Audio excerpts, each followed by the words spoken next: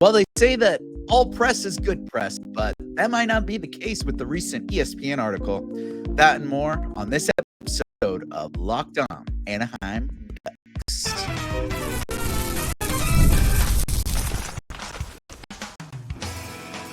You're Locked On Ducks, your daily podcast on the Anaheim Ducks, part of the Locked On Podcast Network. Your team every day. Hello and welcome every day. Thank you for making Locked On Anaheim Ducks your first listen every day, part of the Locked On Podcast Network, your team every day. Today's episode is brought to you by FanDuel. Download the FanDuel app now by visiting FanDuel.com and win $300 in bonus bets if your first $5 bet wins. I'm Kyle Carr. I'm a lifelong Anaheim Ducks fan. I've spent multiple years covering collegiate sports, including college hockey. But here on Locked On Ducks every day, we're talking about the Anaheim Ducks. And we've got some stuff to get into.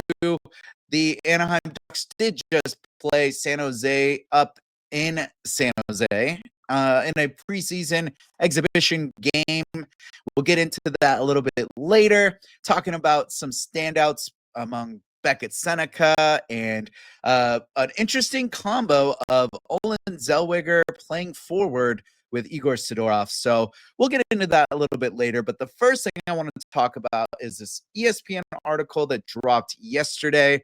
Unfortunately, I had to have some stuff I had to take care of last night. Could not get into it here, but I'm going to get into it today because it is pretty important.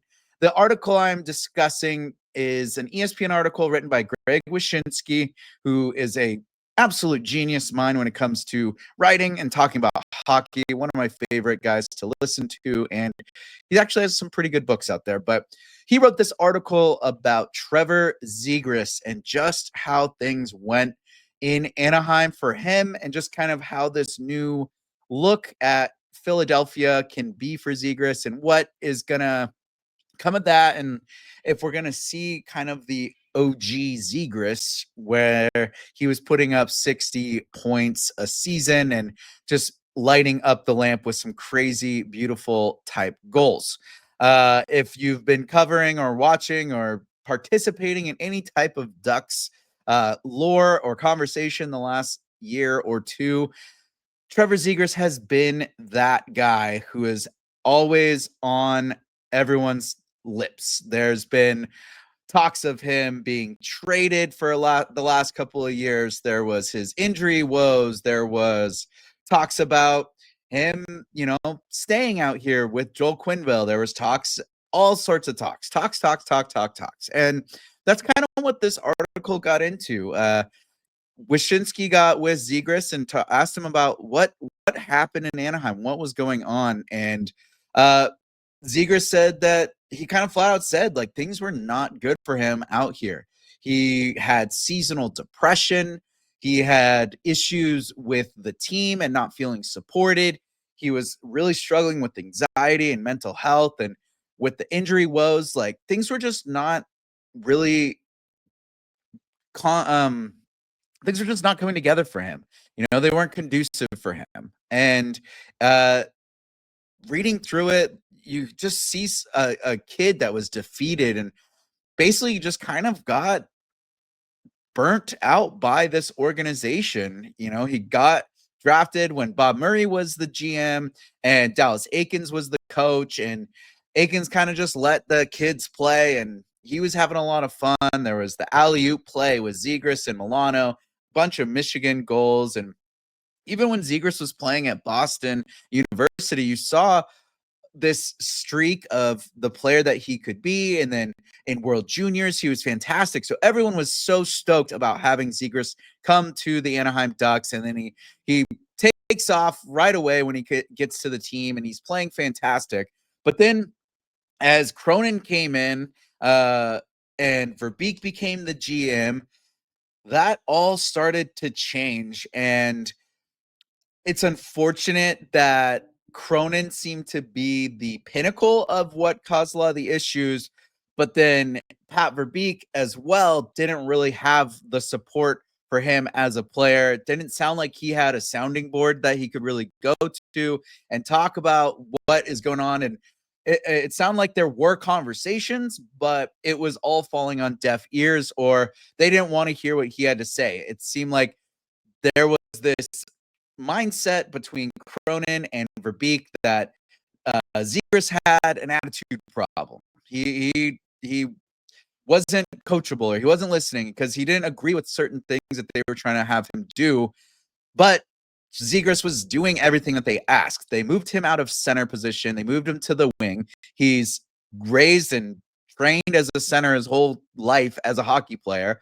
Cronin was coming in saying that he's not a defensive player because of his offensive performance that was flashy and looked cool and everything. Cronin comes in, says he's not good, not great, and he's basically saying that he needs to learn how to play defense and treating him like he's a junior player or something, and just kind of giving him a hard time. And then the injuries, and then having to come back and earn your spot, sounded like he was getting benched just for in-game decisions, and like he was just really under the microscope with Cronin and Verbeek. And he didn't really get into Verbeek per se. What it did seem to be focused on Cronin, which I think a lot of us saw, and I felt like that writing was on the wall, that Cronin was just a detriment to Zegras and his play style. And yes, he helped build a little bit more of a responsible player there towards the end of last season. And I think I was looking forward to Joel Quenneville being the coach of Trevor Zegras, because I saw someone that can speak to Trevor Zegras in a good way and really get him to apply the way he plays, and then also become more defensively sound. And that just comes from having fun and playing hockey like as a sport and having fun with the sport. And that's kind of what Zegras said that he's been getting out in Philadelphia since he's been out there. So he goes out there in the offseason, gets traded for Ryan Pelling and a draft pick. And Z's out there, and, I've been seeing the videos. It's hard to miss them. But he looks like he's having fun. He's been playing with Michkov out there, kind of messing around, just smiling again. And he's had some pretty good preseason performances so far, playing just fun Trevor Zegras hockey, making those crazy passes, that distinct wide skating stance that he has, where he's just able to protect the puck and making plays on the power plays. He got a nasty goal the other day by just sneaking down low and roofs it. Like, Zegras is there. He's always been there. I just think that Anaheim really took him and broke him down into the shell of a player and a shell of a person. And he was dealing with mental health, physical health. He was just kind of living Groundhog's Day out here with the weather. And now he gets to go somewhere new and fresh and get refreshed and feel like a whole new person again and a whole new player. And as a fan of Zegras, I know I've had times where I've been harsh on him, and just because I expected a lot of him. I really wanted to see him thrive and shine, and I definitely wanted to see him thrive and shine as an Anaheim Duck. I thought he was going to be like a career guy. I thought he was going to be the face of this team for a very long time. But it is a business, and he is now out in Philly, and it looks like the team now is having a good time. And Ryan Pelling does look pretty solid. He's been playing well. He's not going to light it up like Z, but he is fitting into the way the Ducks are playing. Obviously, we'll never know what a Zegras under Quenneville would have looked like, but it looks like he's having a good time. He's now with Rick Tocchet, who's kind of in that same boat as a Quenneville, that emphasizes fun, but also, defense and structure and fundamentals. So I think you're going to see a lot out of Z this year. I think you might see that return to 60 points. It's a bummer that he's not out here on Anaheim. And yes, this is the Locked On Ducks, but this article really does reflect on the Anaheim community and culture. And I hope that Quenneville's really changing that. and that was mostly Greg Cronin, and that there isn't this negative effect on players from Pat Verbeek, because that's a whole nother issue. But now things that seem like are getting refreshed, and it doesn't seem like he has a grudge against Anaheim as a whole. It was just that situation did not go very well. So Z out there, I highly recommend you go and read the article. Greg Wyshynski on ESPN wrote it. It did drop yesterday, Tuesday, and it's a very interesting read, and really kind of gets you to see how struggling and difficult the time was for Trevor Zegras, and how much he was struggling and how difficult time he was having. So go check it out. But now to get back into more modern and current Ducks events, I want to talk about the new shining face around town, Beckett Sennecke, and his preseason performance.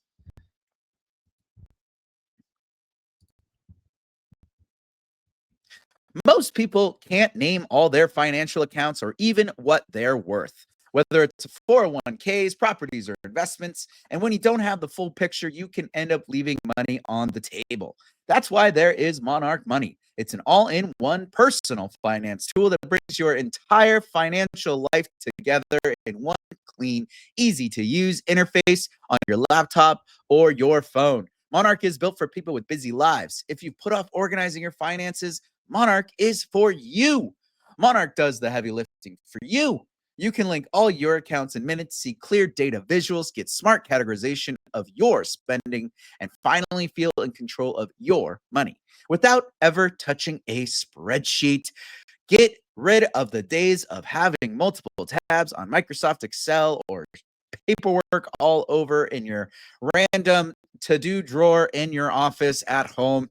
Go to Monarch Money. It's so much cleaner. Don't let financial opportunities slip through the cracks. Use code LOCKEDONNHL at monarchmoney.com in your browser for half off your first year. That's 50% off your first year at monarchmoney.com with code LOCKEDONNHL.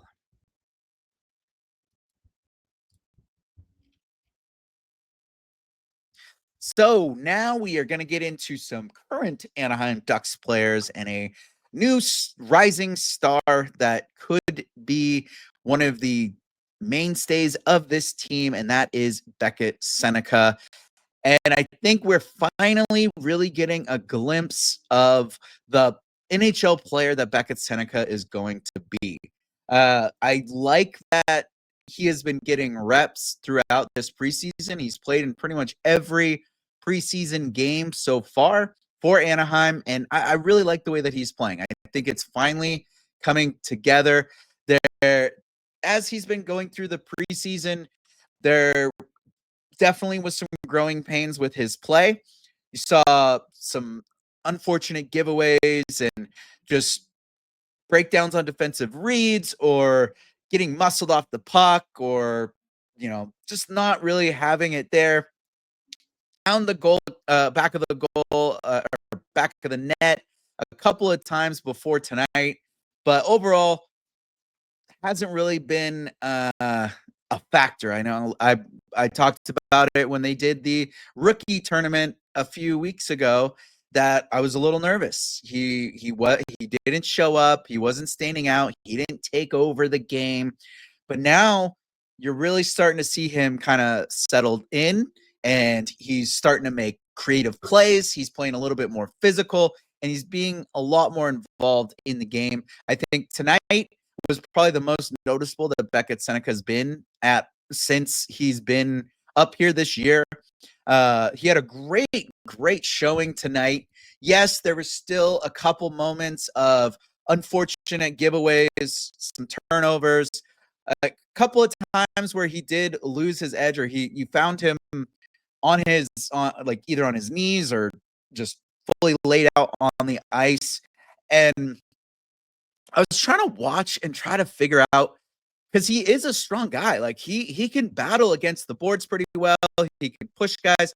He is kind of a skinny, lankier, taller player, but he has like that ability to be physical, I think I was trying to look at it. It might be more of like a skating thing. I think he's a little bit more forward and just really on his toes when he skates, and he's kind of putting a lot of pressure in like his momentum going forward.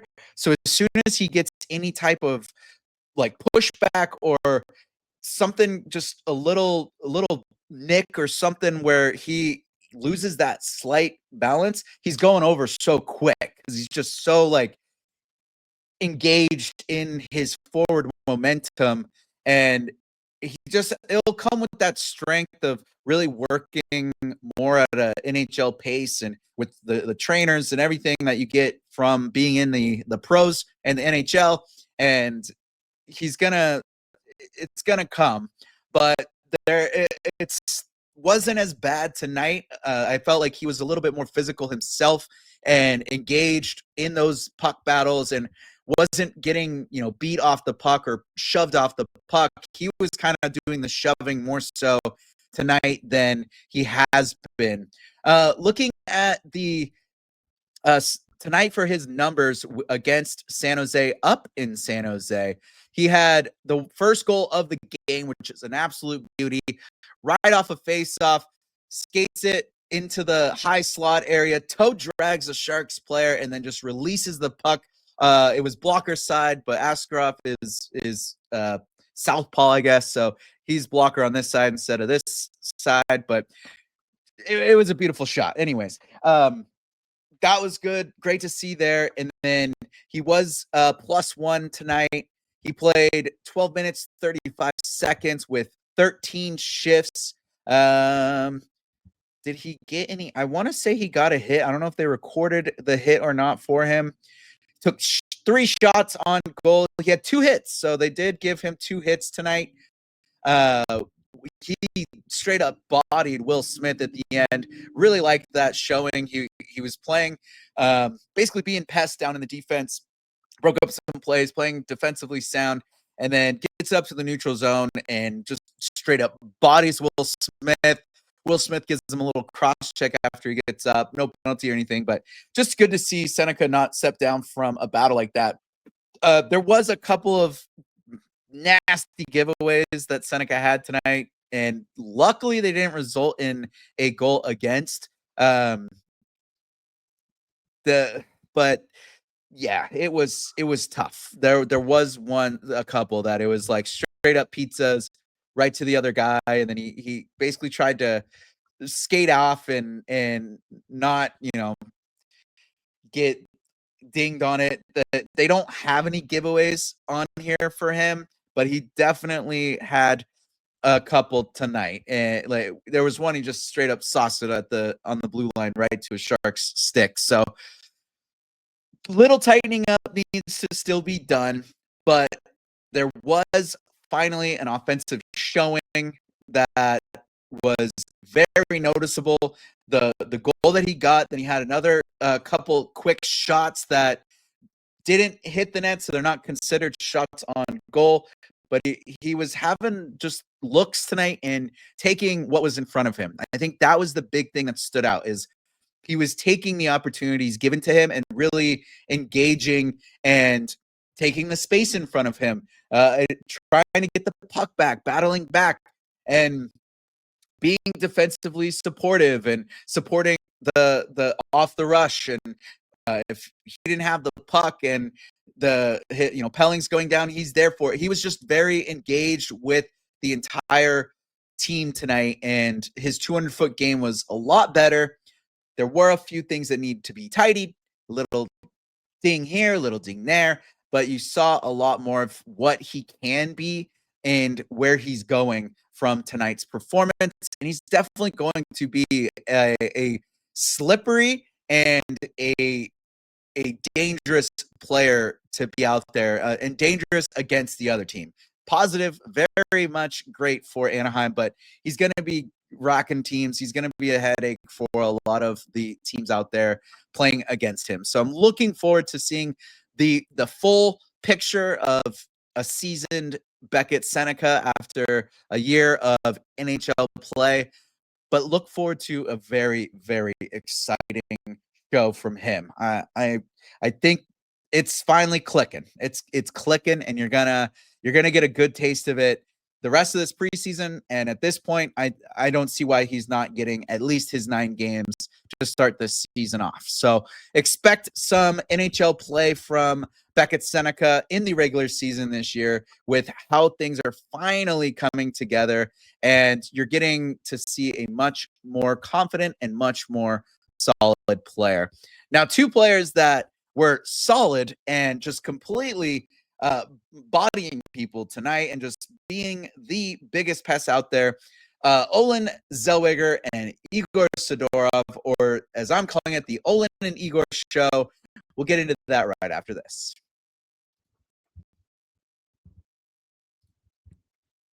The NFL season is here, and FanDuel has an offer you don't want to miss. Right now, new customers can bet just $5 and get 300 in bonus bets if you win. That's right. Pick a bet, put down $5, and if it hits, you'll unlock $300 in bonus bets to use across the app. With FanDuel, you can get engaged with any sport right now. I love it. We've got baseball, postseason going on right now. Football's engaged. There's anything and everything that you want to get involved in and make it a little bit more fun. It's there on FanDuel. So what are you waiting for? Visit FanDuel.com to download the FanDuel app today and get started.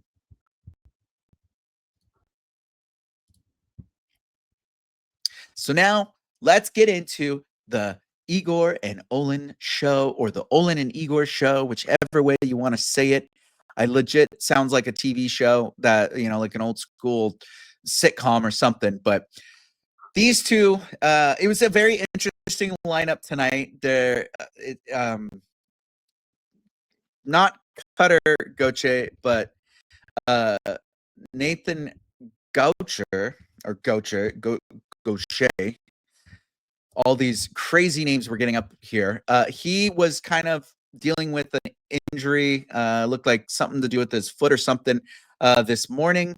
And Zach Kavanaugh mentioned that he saw him kind of milking it in the morning practice, and then it ends up being not good enough for him to go out and play. And so Olen Zellweger, of all people, gets slotted in to play as a forward tonight, with Yegor Sidorov and Ross Johnston was the lineup there. Yes, I'm pretty sure it was Ross Johnson. But anyways, to have Olen Zellweger playing as a forward was absolutely fun to watch. It was peak entertainment seeing those two out there. Sidorov and Zellweger are 2 guys that are not the biggest guys, but my goodness, are they strong and willing to go against anybody out there. I thought they were the most exciting to watch. I had a ton of fun just seeing how they were engaged, and to see Zellweger play as a forward is amazing. Like, I love him playing defense as well, but you kind of got to see like his defensive style of just being a pest and being strong and up against like these bigger guys. He took that and was applying it to the defense, and I'm sure he likes it. You get to kind of see the ice from a new perspective, different angle, and he's down along the boards, causing havoc, causing breakups and turnovers and giveaways, and he was just being a pest. And then Sidorov right there with him. I felt like they were supporting each other really well, and obviously probably not going to see that during the regular season, but I love having guys like these two out there that are just willing to hustle and work hard every shift and really create a difference for the team. That's one thing I think the team is really starting to understand, is that there's 60 minutes of hockey, and every minute, every second that you're a part of that 60 minutes, you better work your tail off, and you better do everything you can to either hem them in your offensive zone or get that puck back and get back down to the offensive zone. And I think that Zellweger and Sidorov were a great example of that tonight. They played extremely well together. And towards the end of the game there, after the Sharks came back, it was 3-2, middle of the third.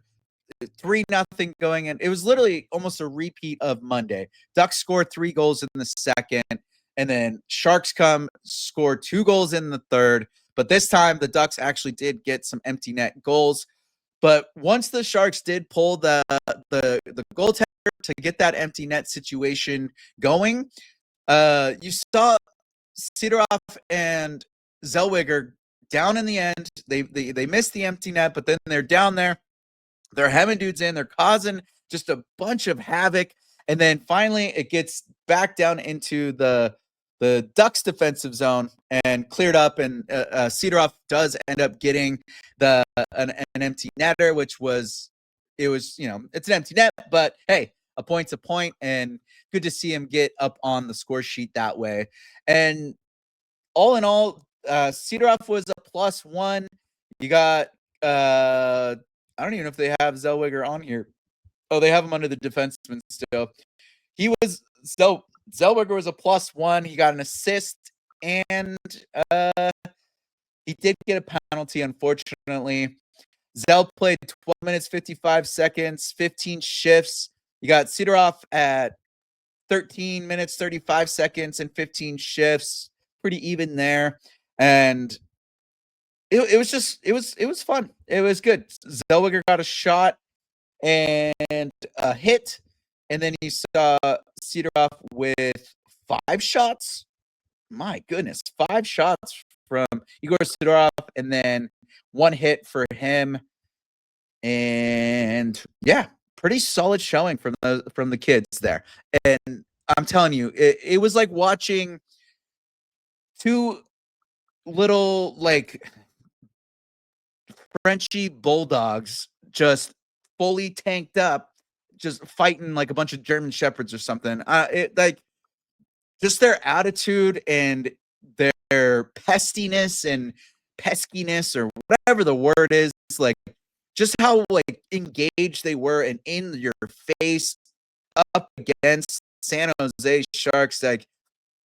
They were in there. They were absolutely giving everyone a hassle, giving them the run for their money, just trying to cause any kind of havoc that they can, and not afraid to use the body. I just feel like Olen Zellweger is so good at protecting that puck. He was causing a lot of opportunities tonight, and then Sidorov is just one of those guys. He's gonna hound you, and he's gonna get the puck back. And even as the Sharks try to break it out, he's right there and just pestering, trying to lift the stick, using the body, whatever it is that he can to get the puck back. I really love the way that he plays, and I think he's going to be going back down to the goals. It was kind of a weird call up. They called 3 guys up, that Klang, Sidorov, Kjer, and I think that was it. But they called him up from San Diego today. I think they just wanted to give him another run. And then I'm sure they'll be going right back down just to stay down there. But Klang was a great tonight as well. He was very positionally sound. I think he is coming along very well. He never really seemed to panic. The 2 goals against were a little unfortunate. The shot from Jeff Skinner was just nasty. And then the little loose rebound, Will Smith, it was right at the end of a power play. Will Smith just does a nice little shot pass to Tyler Toffoli, and Klang spreads out, and the rebound just goes right to it goes into Hind's skates, and then Eklund can just barely tap it in, and it's pretty much an empty net for him. So Klang, though, otherwise, he was really, really solid tonight. And to have the forward group in front of him, and to have 4th liners like Sidorov and Zellweger playing hard and just hounding the Sharks tonight, absolutely great momentum and showing by the Ducks right now. They're on a little bit of a heater against the Sharks here.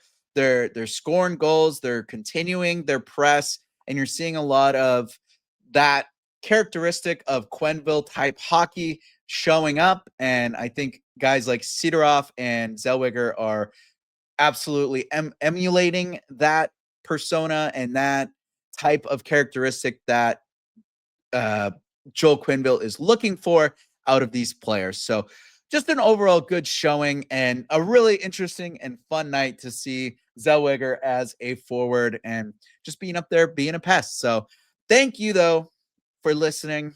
And thank you for making Locked On your first listen every day. For your second listen, go find Locked On Fantasy Hockey.